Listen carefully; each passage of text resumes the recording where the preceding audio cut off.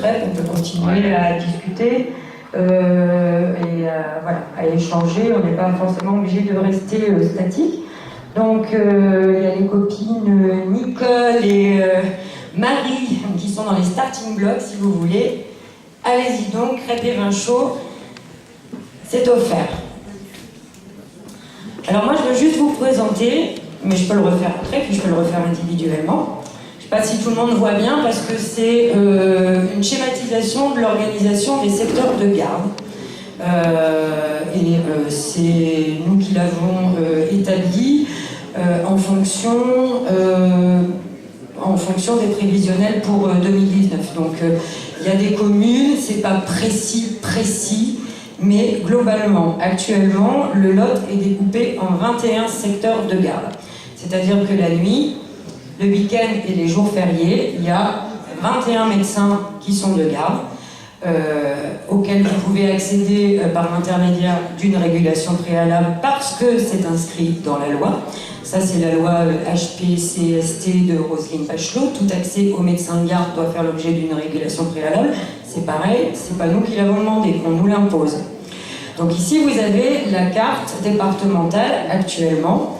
Alors en point gris sont représentées les communes où il y a au minimum un médecin généraliste. Les points blancs représentent les hôpitaux de Cahors, de Gourdon, de Figeac, de Laïm, et nous ici, en rouge, ici, on a l'hôpital de Gramat qui, si vous le regardez, en fait, c'est au milieu de pas grand-chose. Donc, voilà. Donc ça, c'est 2018. Le prévisionnel pour 2019, c'est de faire 13 secteurs de garde.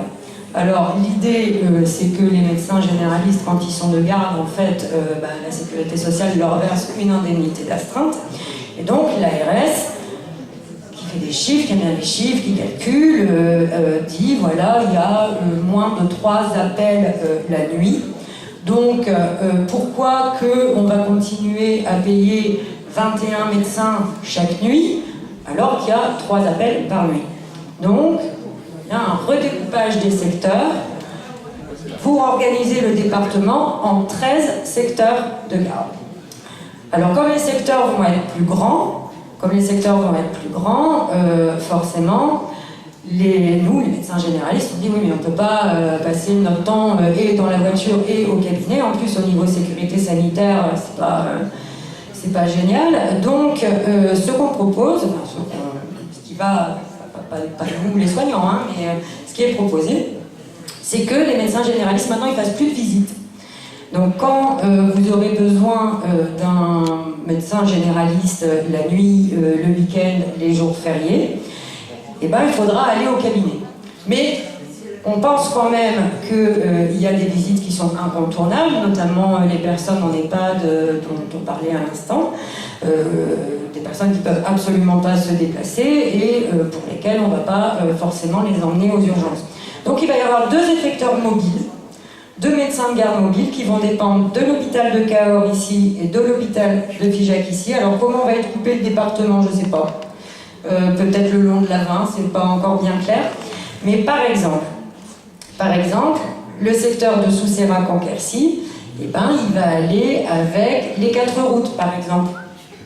Hein, donc, admettons l'EHPAD de Soussérac en Quercy, l'infirmier dit oh là là, il y a telle personne, par exemple, voilà, telle personne qui se met à faire de la température, à tousser, on est samedi après-midi, ça va être un petit peu compliqué d'attendre lundi matin, je vais appeler le médecin de garde, la personne est grabataire, elle n'est pas déplaçable, et ben on attend l'effecteur mobile qui va venir ici de Figeac.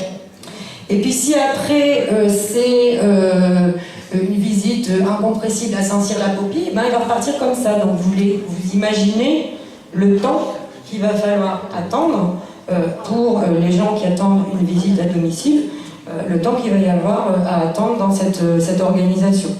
Voilà. Donc cette carte, elle est à consulter, on la laisse sur le côté. Il y a plein d'exemples comme ça, très très concrets, qui font que l'organisation de l'accès aux soins pour 2019, bon, et peut-être pas très satisfaisant compte tenu des disparités, enfin des particularités géographiques de notre territoire, compte tenu de l'absence de transport en commun, hein, comme je disais, voilà.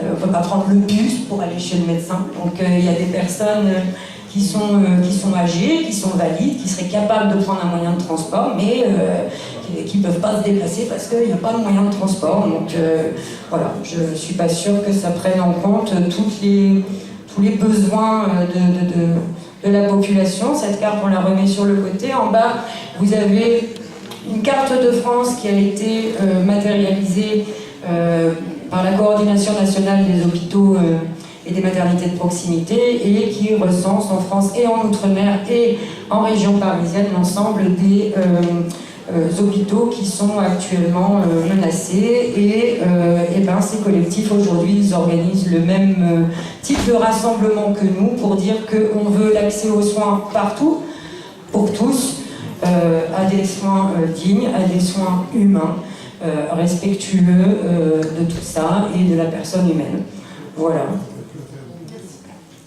Alors, est-ce que quelqu'un éventuellement a une question à poser ou est-ce que on renvoie nos... Paul, peut-être? Non? Bon, eh ben, Jean-Marc, Bruno, si vous voulez revenir, eh ben, on vous relaisse la scène.